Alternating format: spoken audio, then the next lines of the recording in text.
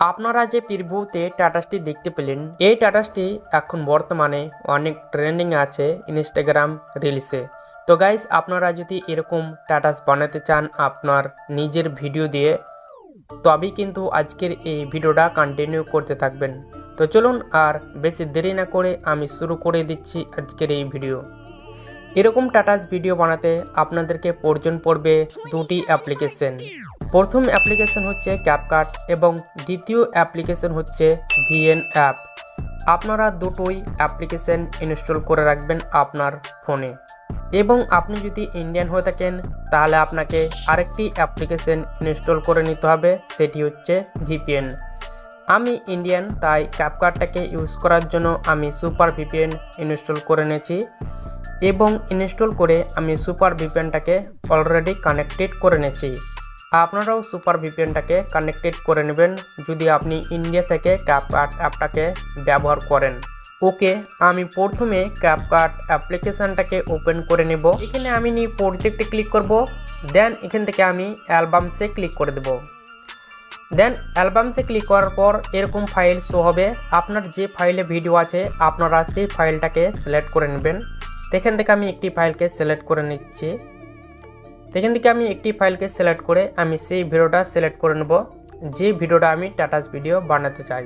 তো এখান থেকে আমি সেই ভিডিওটাকে সিলেক্ট করে আমি এখান থেকে অ্যাড করে দেব।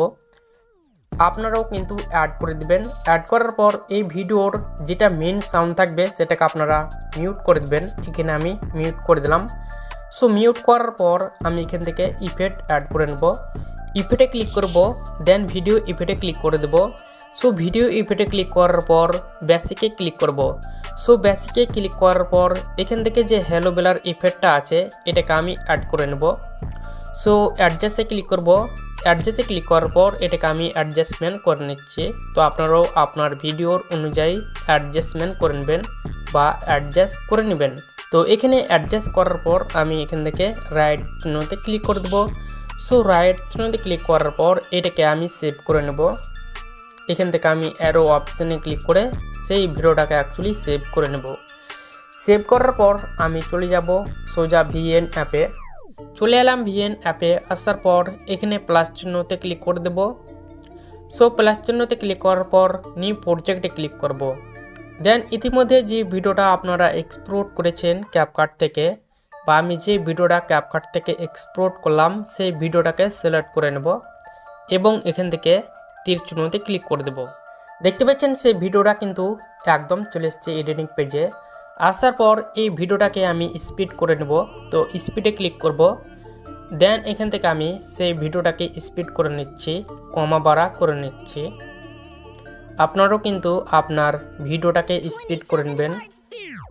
স্পিড করলে আপনার সেই ভিডিওটা অ্যাকচুয়ালি দেখতে ভালো লাগবে।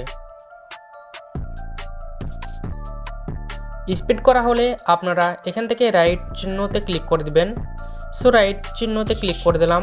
এবার আমি এই 3 নম্বর প্লাস চিহ্নতে ক্লিক করব। দেন ভিডিও এবং ফটোতে ক্লিক করে দেব। সো এখান থেকে আমি একটি ভিডিওকে সিলেক্ট করে নেব।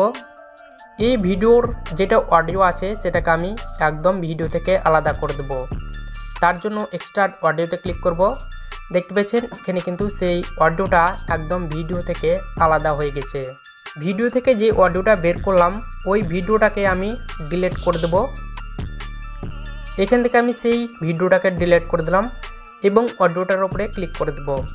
সো অডিওটার উপরে ক্লিক করার পর এখান থেকে আমি 2 নম্বর অপশানে ক্লিক করব। দেন এখান থেকে আমি বিট আইকন অ্যাড করে নেব।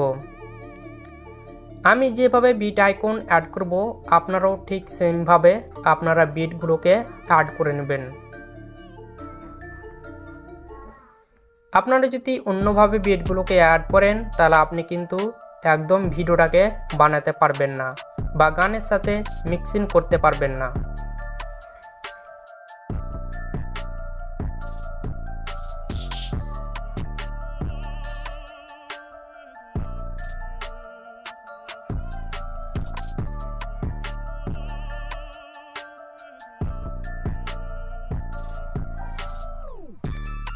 এখান থেকে আমি ভিডিও আইকনগুলো অ্যাড করে নাম নেওয়ার পর এখান থেকে আমি রাইট চিহ্নতে ক্লিক করে দেব। সো রাইট চিহ্নতে ক্লিক করার পর এটাকে আমি 2 আঙুল দিয়ে একটু বড় সাইজ করে নেব টেনে। যাতে আমার এডিটিং করতে কোনো সমস্যা না হয়। তো দেখতে পাচ্ছেন অডিওতে যেগুলো বিট আমি অ্যাড করেছিলাম সেই বিটগুলো কিন্তু অ্যাকচুয়ালি দাগে পরিণত হয়ে আছে। তো সেই বিটগুলোর মধ্যে আমি এই ভিডিওটাকে একদম কেটে নেব। এরকমভাবে আমি ছোট্ট ছোট্ট ক্লিপ করে আমি কেটে নেব যতগুলো বিটগুলো আছে তার মধ্যে।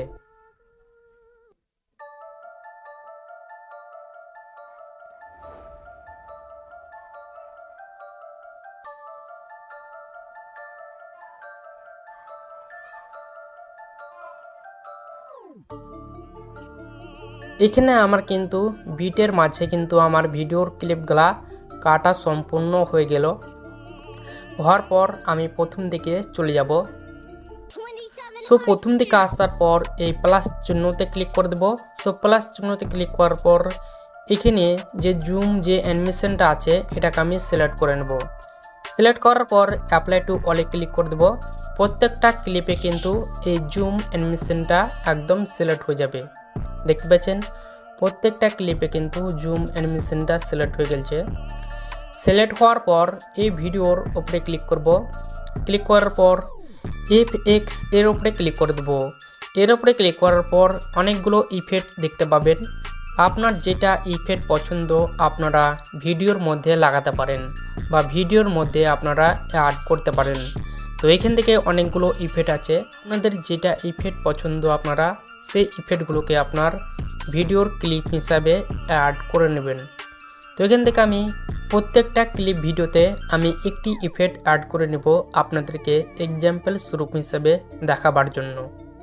তো গাইস এখান থেকে গিটার আপ এই ইফেক্টটাকে সিলেক্ট করে নিচ্ছি প্রত্যেকটা ক্লিপে।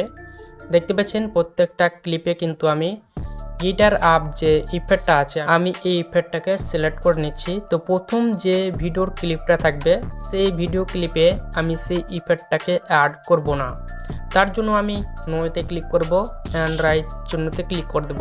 তো চলুন ভিডিওটাকে প্লে করে দেখাই।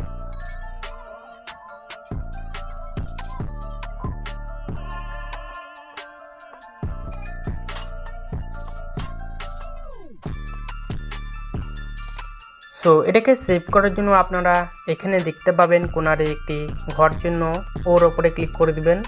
এখান থেকে আপনারা রেজুলেশনটাকে সিলেক্ট করে আপনারা রাইট চিহ্নতে ক্লিক করে দেবেন। দেখবেন আপনার টাটাস ভিডিওতে আপনার গ্যালারিতে সেভ হয়ে যাবে।